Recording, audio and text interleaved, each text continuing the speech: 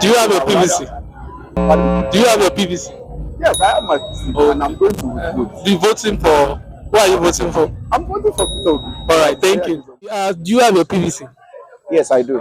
Okay, so you're rooting for He Peter has my Obi. vote times a million. All right. To convince all my family members that Obi is the candidate. Do you have your PVC? Yeah, sure, I do. Okay, now. I'm going to cast it for. All right, thank you. Who do you think is the best presidential candidate? Well, to me, I think it's Peter Obi because from all indications, plenty things that we can say about all the three main candidates, presidential candidates. I think it's only Peter Obi that has a good and a standard record. You know, from his past record as former Anambra State governor, at least we can look at all what he did. You know, from a zero state, you know, he built the economy of the state. So I think I would like to vote for a leader like that is sound, is young, and is vibrant. He's not somebody that is, you know, is challenged with health. So I think I should vote for someone like that. So I will rather prefer Peter Obi than the two major candidates. You know, they talked about all the, like Atiku is more experienced. Tinubu is well experienced because of their age. Is he more of a party team or a person team? To me, even if Tinubu is experienced, well, I'm telling you my own view. Even if Tinubu is experienced, but look at his age, look at his state of health. So we don't want the repeat of Buhari. So it's the reason why I would go for a candidate like Peter Obi.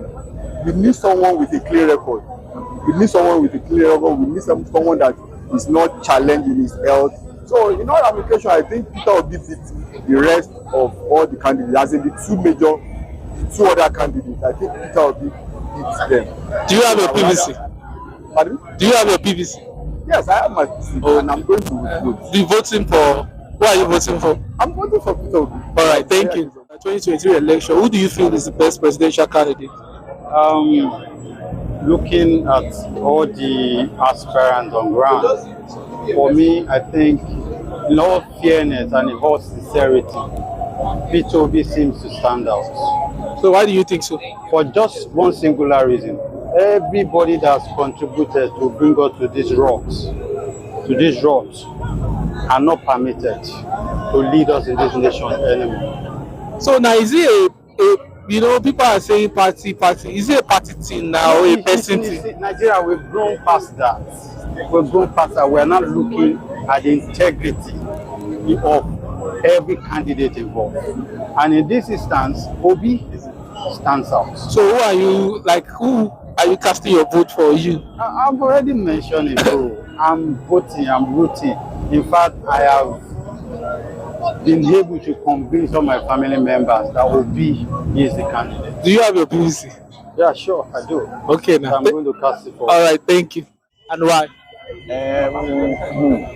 First off, I'd like to say that my answer is not from a place of bias or sentiments, but from a place of realization, because Nigeria today is not where Nigeria should be. And we presume that we have been in democracy, or let's say our rulership system has been in democracy since 1999. From 1999 till now, we can all attest that if truly we are in a democracy, then Nigeria shouldn't be where it is today. And the present government has not proven itself in so many ways, and I don't want to begin to banter. But for me, I believe that the preferred candidate that can take Nigeria to the next level is none other but His Excellency Peter Obi. The one in Labour Party? Yes, Labour Party. So is it more of so what's your thought on Muslim ticket? I don't have any problem with Muslims, a Muslim president and a Muslim vice president.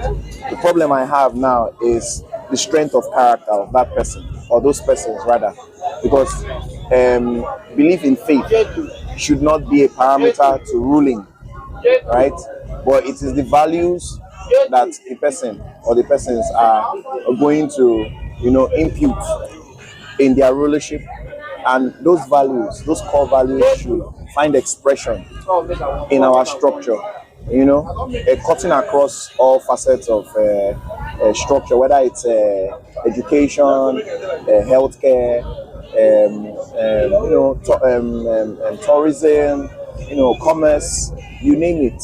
If you look around, you see that Nigeria has all it takes to be among, the wealthiest nations in the world. We have all of the natural resources that, if they are harnessed properly or they are apportioned properly, Nigeria should be at the top with all of the developed countries. But if you go to any of the developed countries and you ask about Nigeria, they see Nigeria as a third world country. They don't see Nigeria as a developed country. So we need someone that can bolster Nigeria to where Nigeria should be in every aspect of development, innovation, creativity, advancement, you name it. So it's more of like because when you talk about people always like accuse the government of most of the challenges we have in Nigeria. So is it more of a governmental thing on individual? Because when you look at Nigeria, it's not the government, people in the office that runs most of the affair of the state, but we have most individuals who are even more corrupt than the people who are elected to the office. So what do you what do you think about it? Do you think it's more of don't you think it should be more of like a revolution, like individuals should change, or more of like it's a leadership thing? I don't want to be quick to saying that it's more of a leadership thing, because the truth of the matter is, just like the Bible says, that as a man thinks, so he is. So if someone believes in prosperity, you will see that expression of that belief in a person's life or way of life. If someone believes in innovation, you will also see likewise.